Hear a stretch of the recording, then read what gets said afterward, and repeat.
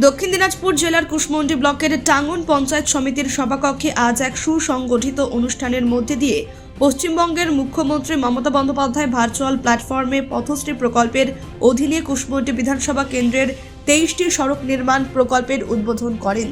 এর ফলে এলাকার দীর্ঘদিনের রাস্তা সংক্রান্ত সমস্যার সমাধানের পথে বড় পদক্ষেপ নেওয়া হলো।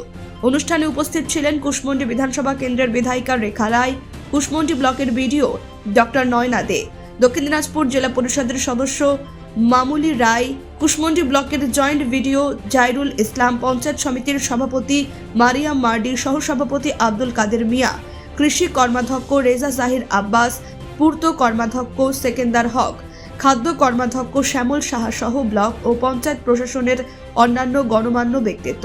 এই উপলক্ষে বক্তব্য রাখতে গিয়ে বিধায়িকা রেখা রায় বলেন, আজ মুখ্যমন্ত্রী মমতা বন্দ্যোপাধ্যায় পথশ্রী রাস্তাশ্রী প্রকল্পের মাধ্যমে বাংলার মাটি বাংলার পথ, স্বনির্ভরতাই বাংলার শপথ এই প্রতিশ্রুতিকে আরও সুদৃঢ় করলেন।